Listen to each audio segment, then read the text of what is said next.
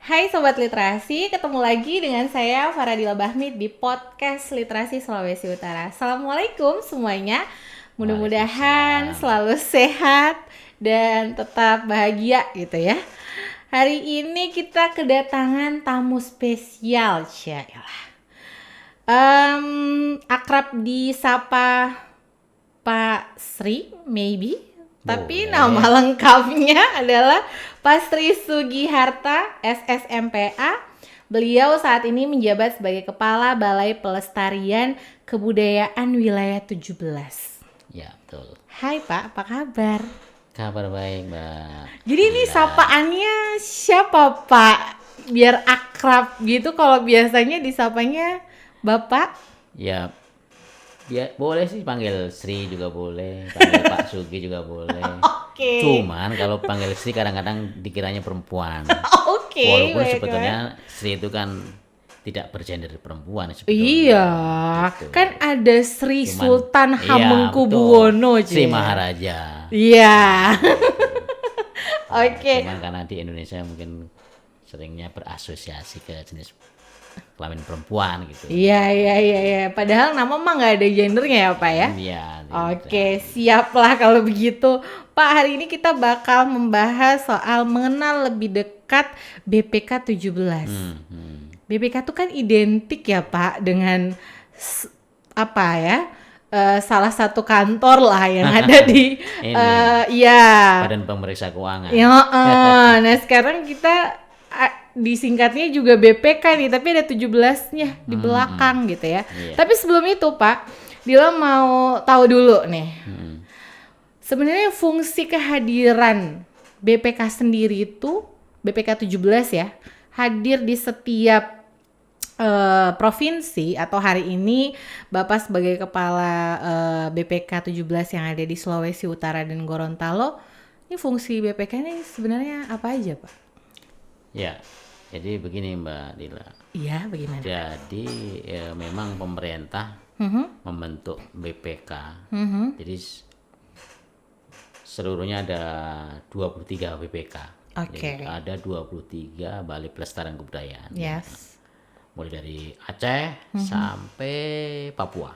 Oh, oke. Ya. Jadi yang nomor 23 di Papua Barat. Yes. Nah, pembentukan organisasi ini tentu saja memang dengan tujuan untuk bagaimana pemerintah atau negara hadir Yes. terkait dengan pelestarian kebudayaan di daerah. Oke. Ya, seperti itu. Jadi fungsinya ya, kalau fungsi secara bahasa teknisnya melestarikan kebudayaan yang ada di daerah. Karena itu masing-masing BPK kan punya wilayah kerja. Yes. Jadi kalau BPK 17 ini wilayah kerjanya Sulawesi Utara dan Gorontalo, dua Sampai provinsi. Gorontalo. Iya. Nah, BPK yang lain juga punya wilayah kerja, ada yang satu provinsi, ada yang dua provinsi, gitu seperti itu. Nah, tapi intinya adalah itu untuk menunjukkan bagaimana negara hadir di daerah dalam rangka turut melestarikan kebudayaan yang ada di daerah sebagai bagian dari kebudayaan nasional. Seperti itu. Secara bahasa gampangnya seperti itulah. Iya. Gitu. Kalau bahasa yang mungkin agak lebih teknis itu sebenarnya fungsi BPK atau tugasnya itu ya melestarikan cagar budaya, kemudian objek yang diduga cagar budaya, kemudian objek pemajuan kebudayaan. Nah, itu bahasa lebih teknis. Tapi kalau bahasa gampangnya ya melestarikan kebudayaan lah, seperti itu. Secara Menarik Pak itu. fungsinya. Bahkan ada bahasa yang diduga sebagai diduga. Cagar budaya gitu. Itu kan menarik ya, berarti akan BPK ini juga menghadirkan hal-hal baru berarti Pak ya. Menemukan hal-hal baru terkait dengan budaya-budaya yang ada di Sulawesi Utara sampai ke Gorontalo. Nah, sekarang kalau kita bahas soal generasi muda nih Pak saat ini. Kan sekarang aja tuh generasi muda serasa-rasanya ya Pak kerap kali menganggap bahwa apalagi yang harus kita pelajari dari sejarah gitu. Apalagi which is kita bicara misalnya soal kebudayaan gitu. Nah, apa yang membuat Bapak merasa penting bagi generasi saat ini untuk mengetahui soal budaya? Ya, jadi kita tahu setiap daerah itu kan sebetulnya mempunyai kekayaan budaya masing-masing. Termasuk di Sulawesi Utara, jelas, di Gorontalo juga punya kekayaan budaya. Tapi, nah kan ada tapinya nih sobat literasi kan. Ya. Jadi kebudayaan ini kalau tidak dilestarikan, tentu lama-lama akan punah, akan hilang. Ya, tergerus. Nah, udah tergerus kayaknya Pak? Belum ya? Ya, kalau mau kita akui ya banyak yang sudah tergerus. Ya, lumayan lah ya Pak. Nah, makanya tadi kenapa pemerintah itu membentuk, salah satunya membentuk kantor kami itu, Balai Pelestarian Kebudayaan itu, ya dalam rangka untuk itu, menjaga, melestarikan kebudayaan. Karena ya, pentingnya di situ, kalau nggak kita melestarikan, dia nanti lama-lama hilang, punah, seperti itu. Nah, kami hadir itu kan salah satunya untuk ikut membantu melestarikan itu. Karena kita tahu kebudayaan, kalau sisi pentingnya kebudayaan kan sebenarnya banyak. Yang perlu diketahui generasi muda nih. Dan kalau kita mau pakai bahasa ini nih, bahasa ekonomi, itu kebudayaan itu kan sebenarnya investasi. Nah, investasi dia. Kalau yang tentu punya nilai jangka panjang ya, memang jangka panjang. Artinya kalau kebudayaan ini nggak kita jaga, ya nanti kita otomatis nggak punya investasi di masa mendatang. Kekayaan yang akan kita kelola di masa mendatang tidak ada kalau punah kan seperti itu. Nah, disitulah kita pentingnya untuk melestarikan kebudayaan seperti itu.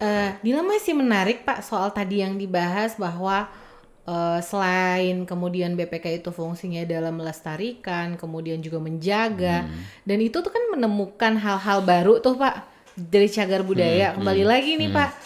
Nah, Dila mau tahu hal yang terbaru nih yang saat ini ditemukan oleh Balai Pelestarian Kebudayaan 17. Budaya 17. Ya. Itu apa tuh yang di bidang budaya? Misalnya yang lagi sekarang akhirnya sesuatu yang baru ditemukan itu Pak. Ya kebetulan kemarin tuh kita barusan tim kita dari kantor itu habis pulang dari survei penyelamatan cagar budaya bawah air. Ih, cakep. Jadi cagar budaya tadi yang saya bilang tadi tidak cuma ada di darat, permukaan ya. Ada juga yang di bawah air, di bawah laut, darat dan udara. Kalau udara nggak ada, nah ya di atas air, di darat dan di air. Iya, oke. Kebetulan habis pulang dari Sangir Talaut. Sangir. Yes. Ya. Di situ kita melakukan survei terkait peninggalan kapal ya.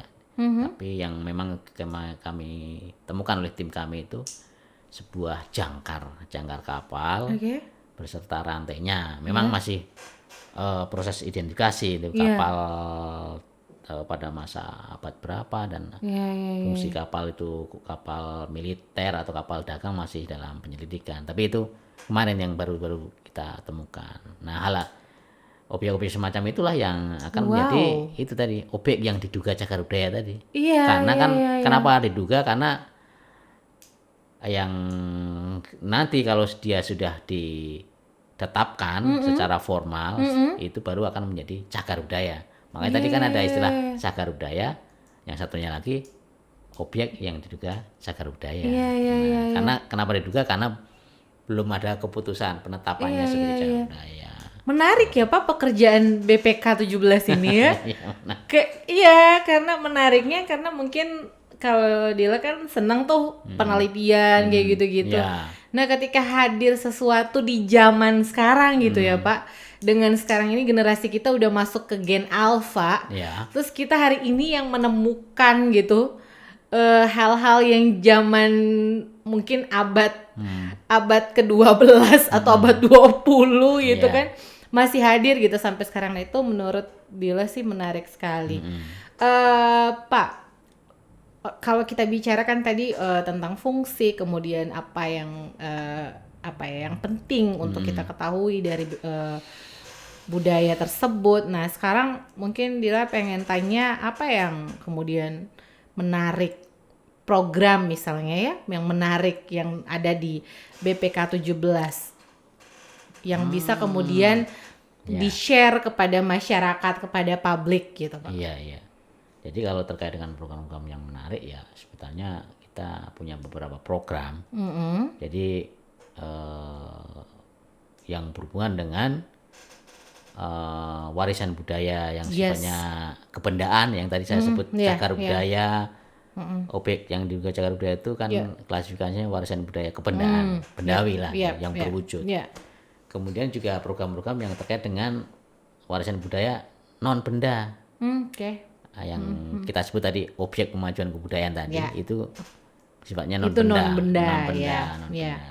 Atau istilah lain warisan budaya tak benda. Ada istilah lagi WBTB. Warisan budaya tak benda. Ada yang kalau objek pemajuan kebudayaan OPK. Tapi itu identik walaupun tidak sama tapi identik yang klasifikasinya adalah warisan budaya non benda. Kita punya beberapa program terkait dua klaster itu, warisan budaya benda dan non benda. Nah, kalau terkait dengan program-program yang berhubungan dengan warisan budaya yang benda, tadi misalkan kita punya kegiatan ini ekskavasi penyelamatan. Menarik. Apa itu Pak? Jadi ekskavasi ini kan sebenarnya kalau bahasanya penggalian ya. Tapi penggalian yang kita laksanakan sebenarnya kan penggalian yang berhubungan dengan cagar budaya. Yang tujuannya adalah untuk dalam rangka pelindungan atau pelestarian. Jadi misalkan kita melakukan penggalian situs-situs cagar budaya untuk menemukan atau menemukanali struktur atau formasi-formasi yang masih terpendam di dalam tanah. Tapi ini ekskavasi yang di darat. Ada juga sebenarnya ekskavasi yang di air kalau yang kemarin baru selesai dilakukan. Cagar budayanya di air. Nah, kalau yang kemarin sebenarnya masih survei. Belum sampai menggali di bawah air. Nah, yang ekskavasi tadi sampai jadi ada ekskavasi jadi biasanya bisa di darat, bisa di air sih.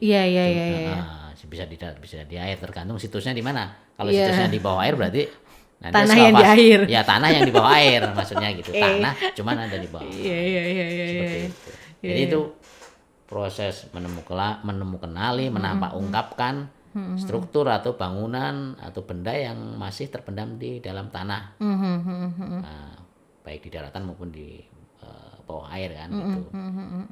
Nanti kalau sudah ketahuan bentuknya seperti apa,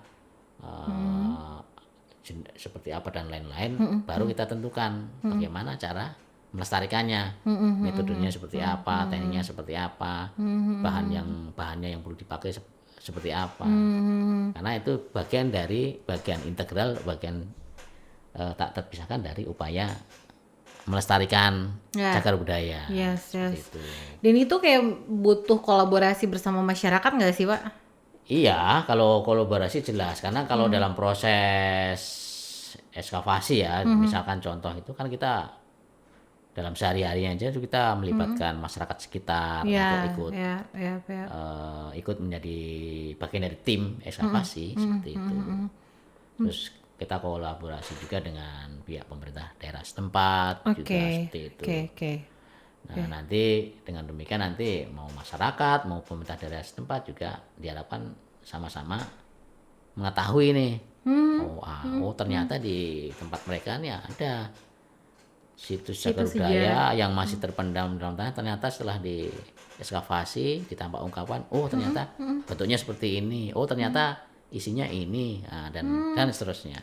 Menarik Pak Dila, jadi pengen tahu bahwa berarti ketika misalnya gini Pak, kan pemerintah misalnya nih ya, pemerintah daerah nih kan, kalau BPK 17 kan ini perwakilan kementerian kan yang ada di wilayah.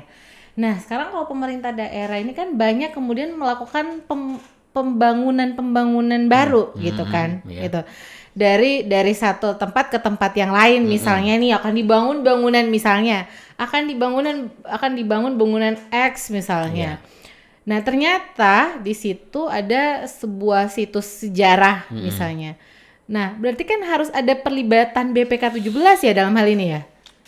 Iya. Atau ya misalnya artinya, tambang-tambang yang mau lagi dibangun, ternyata di situ ada situs bersejarah gitu, Pak. ya, iya perlu pelibatan. Dan sebenarnya ini kalau itu jelas pelibatan. Oke. Tetapi sebetulnya kita dengan pemerintah daerah itu sebenarnya kewajibannya sama sih.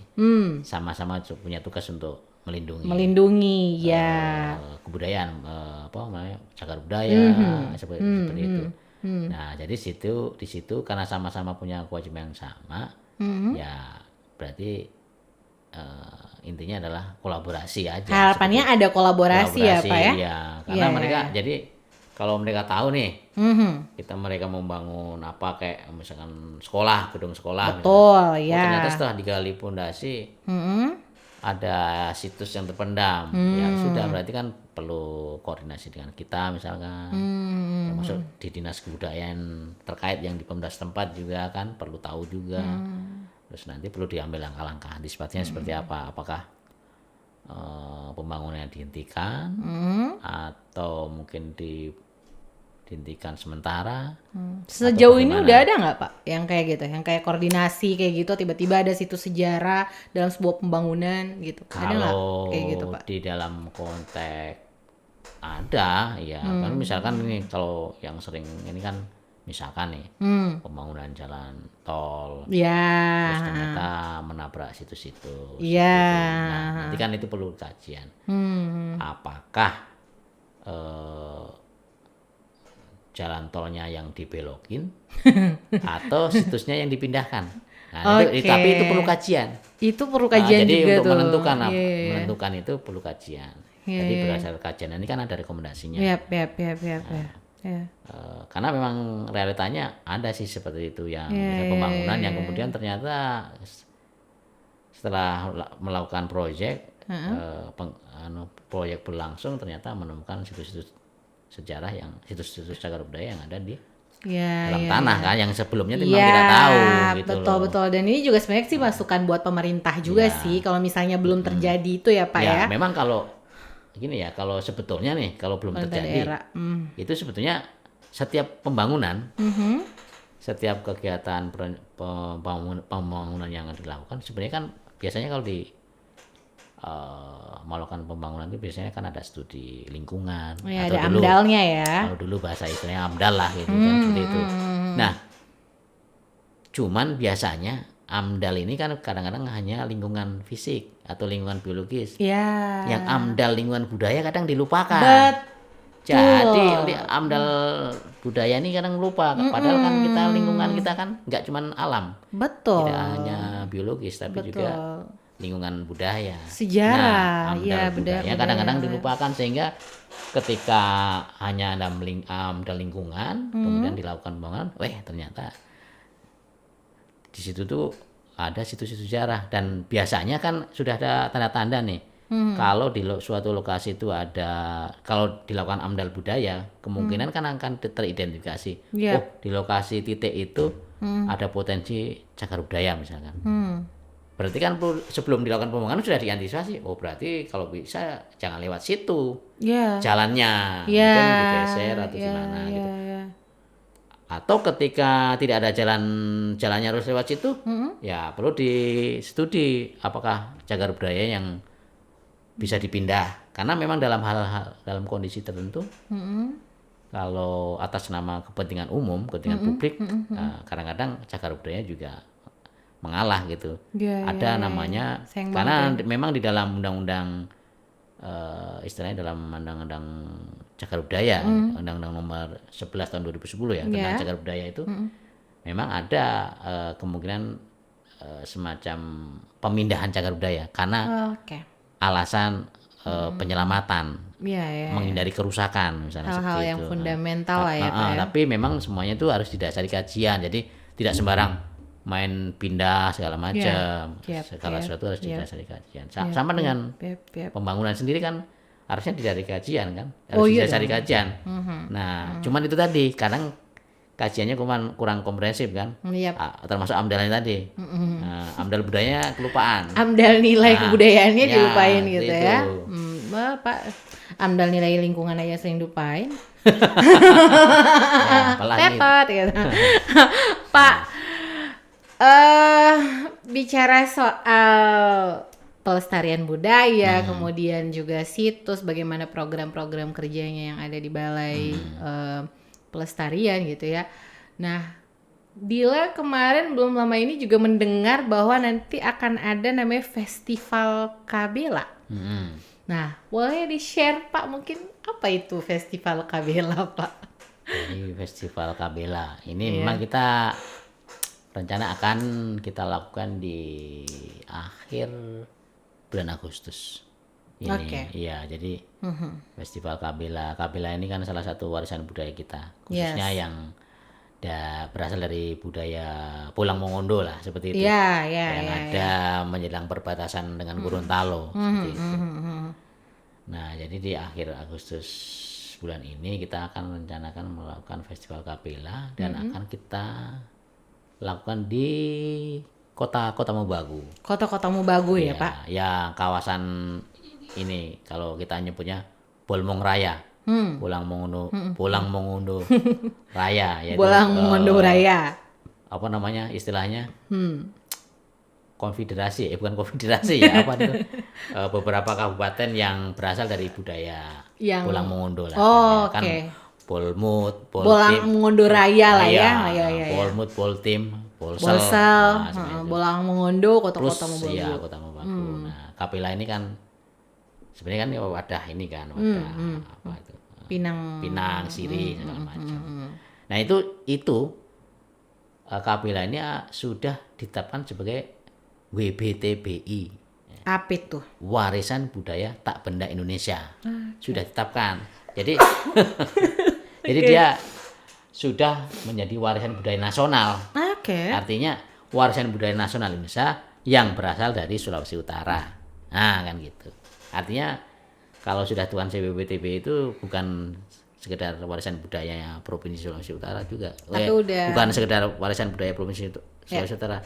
Warisan budaya nasional Indonesia yang berasal dari Sulawesi Utara. Artinya walaupun berasal dari Sulawesi Utara tapi dia sudah menjadi warisan budaya nasional Indonesia. Seperti itu.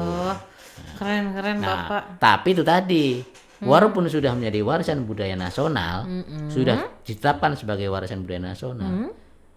Tadi yang saya bilang budaya itu kalau nggak dilestarikan lama-lama kan punah, akan hilang. Makanya kami mengadakan salah satunya festival. Itu kan dalam rangka itu untuk tetap menjaga dia eksis, untuk tetap menjaga eksistensi budaya itu tetap ada di tengah-tengah masyarakat. Menolak lupa dengan kebudayaan asli kan kalau kita melakukan festival itu kan sebetulnya secara tidak langsung kan untuk biar eksistensinya tetap nampak di tengah-tengah masyarakat. Betul. Nah, termasuk ya apalagi ini sebetulnya generasi muda ya, anak-anak generasi muda itu kan kalau nggak dikenalkan budayanya, ya memang banyak yang nggak tahu. Ternyata ada yang namanya Kabela. Kalau nggak dikenalkan kan memang nggak tahu apa sih Kabela. Seperti halnya Instagram yang sering saya ikuti sih, BPK 17. Banyak sekali mengangkat soal situs-situs sejarah, kemudian budaya, yang talentnya ada di depan saya ya. Jadi itu salah satu strategi kita untuk strategi di zaman literasi digital ya Pak ya. Untuk memberikan publikasi, internalisasi ke masyarakat tentang budaya, ya khususnya Sulawesi Utara dan juga Gorontalo seperti itu. Kan seperti itu. Terus dari kita mengintervensi masyarakat, khususnya generasi muda atau khususnya para pemakai medsos ya, media sosial itu dengan paparan informasi terkait khasanah kebudayaan mereka seperti itu. Yang lebih bermanfaat lah ya konten-kontennya. Kan gini ya, kalau ada apa itu namanya? Ada gium ya atau pepatah ya, tak kenal maka tak sayang. Jadi seperti itu sebetulnya. Kalau kita nggak mengenal ya bagaimana mau bisa sayang gitu. Betul. Kalau kita nggak sayang ya bagaimana mau akan melindungi, Iya, akan iya. melestarikan seperti itu. Iya, Nah makanya iya, kita menggunakan medsos itu sebagai sarana publikasi itu dalam rangka mengenalkan. Yap. Dan Biar itu sayang. dan kekinian banget ya Ya, kontennya, tentu. luar biasa Ya, loh. kita berusaha mengikuti apa itu namanya tren atau yang sedang Hype saat ini gitu ya seperti Pak itu. ya. Oke. Itu dalam rangka ini salah satu strategi saja untuk lebih meningkatkan apa itu bahasa Inggrisnya apa engagement ya. Iya, Dengan engagement para ya bisa. netizen, apa kayak seperti itu gitu. Algoritmanya jadi bagus ya Pak soal Ya. membahas soal kebudayaan dan itu menarik sebenarnya Ya, Pak karena gitu. kemasannya juga kemasan yang kekinian jadinya yang bisa menikmati soal budaya ini bukan hanya para budayawan atau Ya. orang-orang yang senang tentang budaya tapi juga anak-anak muda Ya. jadinya melek terhadap oh ternyata kita tuh punya sejarah ini loh gitu. Iya. Dan memang ya harus berinovasi seperti itu dan hebat sih. Iya. BPK 17 keren deh. Jadi Bapak yang langsung turun tangan langsung ya Pak untuk menjadi jadi host jatuhnya ya Pak. Ya, karena memang sebetulnya kita ini kan termasuk salah satu terobosan. Yes, Karena kebetulan oke. saya juga baru, artinya Oke. saya baru memimpin Di sini? BPK ini kan baru setahun ini jadi Oh, jadi kan oke. saya baru. Iya. Nah, itu sebagai salah satu terobosan saya. Ah. Nah, karena ini baru kita mulai memang saya memimpin langsung untuk gerakan untuk pertama-tama ini. Nanti Iya, setelah iya. itu kan bisa dilanjutkan oleh teman-teman Iya, seperti iya, itu. iya, Jadi iya, memang ini iya. terobosan yang kita Salah inisiasi. satu ya, ya. salah satu yang diinisiasi oleh Ya. Bapak Kepala saat Jadi ini. Iya, jadi nanti setelah itu bisa dilanjutkan oleh teman-teman. Iya. Saya lihat juga teman-teman sebenarnya punya talent yang bagus sih untuk Sialah, siap. bermedsos ya dengan konten-konten kebudayaan seperti itu. Oke, Pak, sebelum kita mengakhiri podcast kita, Dila pengen sekali tahu terobosan apa lagi yang ingin Bapak lakukan nanti next. Mungkin ini kan dekat-dekat Hari Kemerdekaan ya. Tadi kan ada Festival Kabela. Apalagi yang terfikir oleh Bapak untuk pelestarian kebudayaan yang ada di Sulawesi Utara dan Gorontalo? Kalau ada beberapa kegiatan sebenarnya. Oke. Dan selain Festival Kabela yang akan kita lakukan di Kota Mubagu di Sulawesi Utara, kita juga akan mengadakan festival multikultur. Menarik. Tapi di Provinsi Gorontalo. Oke. Ya, kita akan laksanakan di Kabupaten Pohuwato. Jadi perbatasan dengan Sulawesi Tengah. Memang kita sengaja. Jadi terobosan ini salah satu terobosan. Kita sengaja melaksanakan kegiatan itu di daerah perbatasan. Karena juga kita selain akan menampakkan budaya multi budaya yang ada, kita juga akan itu sebagai simbol bahwa batas administrasi itu bukan batas budaya seperti itu. Asik. Bahwa kita walaupun administrasinya berbeda, beda provinsi, Ya, tapi sebenarnya kita punya jalinan budaya ya, bahkan mungkin budaya perbatasan dan segala macam. Karena itu bagian dari yang kalau kan tahun 2023 kemarin ada Kongres Kebudayaan Indonesia yang di Jakarta ya. Salah satu gagasannya kan bahwa kita harus memperkuat kebudayaan aspek-aspek kebudayaan lintas batas, menginklusifkan budaya lintas batas sehingga artinya perbedaan budaya, perbedaan administrasi segala macam itu bukan menjadi pemisah, tapi menjadi perekat. Nah, seperti itu. Jadi makanya kita sengaja nih memang yang pas dalam rangka 17-an Agustus ini kita sengaja menaruh kegiatan kita di perbatasan. Untuk menunjukkan bahwa walaupun di perbatasan itu bukan pemisah, tapi kita ada satu kesatuan dengan budaya yang ada di provinsi lain seperti itu. Nice, Bapak, saya setuju banget. Dila setuju sekali.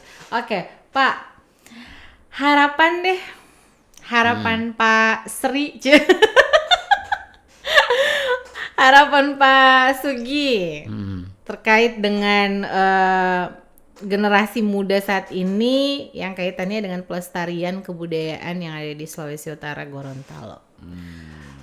Ini kan tuh harapan. Otomatis sebelum Bapak memberikan harapan, Bapak sudah melihat, bukan? Hmm. Bagaimana sih respon Ya, masyarakat? jadi kalau secara general ya, Yes. apalagi mungkin generasi muda itu kan secara general mungkin bisa kita sedikit simpulkan, mungkin banyak juga generasi muda nih yang sudah tidak mengenal budayanya sendiri, seperti Yes. bahasanya sendiri sudah tidak Correct. bisa seperti itu kan. Bahasa budaya lah secara umum itu. Nah, tentu saja itu mungkin tidak hanya di Sulawesi Utara dan Gorontalo Ya, ya. mungkin itu Ya, menjadi di keresahan di secara berbagai. nasional lah Ya, seperti ya, itu, ya, secara ya, nasional. Pak. Ya, gampang aja misalkan kita di keluarga kita mungkin banyak yang mungkin sudah tidak bisa berbahasa ibu dan sebagainya. Yep, Contoh yep. tidak mengenal pakaian tradisionalnya seperti apa, seperti Ya, itu. ya, Ini ya. hanya Ya, contoh ya, ya. kecil saja. Yep.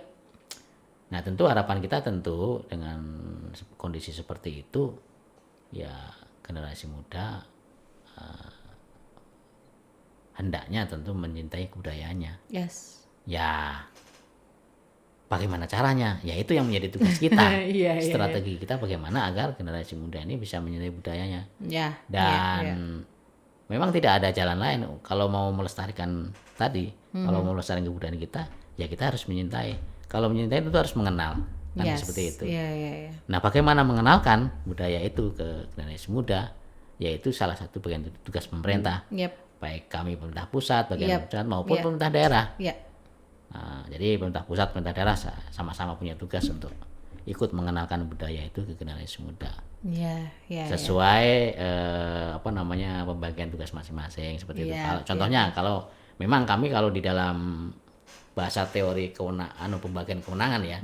Dan Kalau nomenklaturnya ya. kalau kami wakil pemerintah pusat kami memang lebih fokus ke warisan budaya yang levelnya atau peringkatnya nasional. Iya. Gitu. Yep, Fokusnya ya, ke situ lebih yep, fokus. benar. Kalau pemerintah provinsi ya warisan budaya yang level provinsi. Iya. Kalau pemerintah kabupaten kota ya level warisan budaya yang levelnya kabupaten kota. Oke. Secara bahasa teori pembagian kewenangan seperti itu. Iya. Nah, ketika masing-masing level pemerintah bisa melaksanakan atau melakukan pengenalan budaya masing-masing di masing-masing level, ya tentu kita yakin nanti generasi muda akan banyak mengenal. Oke. Tapi intinya walaupun ada pembagian kewenangan seperti itu, intinya adalah kolaborasi. Artinya kami pun walaupun fokus ke mungkin warisan budaya yang level nasional juga tentu siap Yep. kalau berkolaborasi dengan pemerintah daerah. Yes. Tinggal pemerintah daerahnya bagaimana gitu kan. Iya, Siap iya, berkolaborasi iya. juga atau tidak. Nangkep nggak nih gitu. bolanya gitu ya? Gitu, Iya, seperti iya, itu. iya. Karena memang tentu bekerja bersama-sama akan lebih berdampak dibanding bekerja sendiri-sendiri. Yes. Nah, seperti itu. Ya, setuju. Termasuk dalam masalah kerja-kerja dalam pelestarian kebudayaan. Setuju, Pak. Oke. Mudah-mudahan ya, Pak, harapan-harapan Bapak bisa kemudian terlaksana karena dilayakin sih bisa, Pak. Walaupun mungkin belum akan terlihat dampaknya dalam waktu Tidak dalam dekat waktu ya, dekat, tapi iya. dengan upaya-upaya yang Bapak lakukan, kemudian juga bersama teman-teman yang ada di BPK 17 mengupayakan agar generasi kita jangan sampai abai terhadap budayanya gitu ya. Menjaga itu sudah oke sih sebenarnya. Mereka nggak merusak aja itu sudah alhamdulillah ya, Pak. Oke, Pak, mungkin mau kasih pesan-pesan buat sobat literasi yang ada di rumah terkait dengan BPK 17? Ya, pesan saya untuk sobat lestari. Sobat literasi. Literasi. Literasi gini ya? Iya, salam literasi gitu, Ya, Pak. salam literasi seperti Iya, itu. pesannya apa nih, Pak? Pesannya lestarikan budaya kita. Yes. Karena dengan budaya kita beridentitas. Asik. Bagus tuh quote-nya. Dengan beridentitas Yes. kita eksis. Oke. Nah, seperti itu. Apalagi ya? Oke, itu masuk tuh Pak, karena memang kalau kita tidak beridentitas maka ya kita nggak akan dikenal. Betul. Ya, identitas itu tanda pengenal sebetulnya. Yes, kalau kita nggak punya identitas ya susah. Ya kayak kita nggak punya KTP Pak, gimana coba? Nanti apalagi kalau yang sempat ke luar negeri, ditanya orang Indonesia, orang mana orang Indonesia? Itu tandanya apa orang Indonesia? Bingung dia karena nggak punya identitas. Iya. Oh, tandanya punya tutup kepala yang seperti ini misalkan, kan itu identitas. Ketika kita nggak punya warisan budaya tutup kepala, kan akan bingung untuk menjelaskan ke orang identitas orang Indonesia itu seperti apa sih?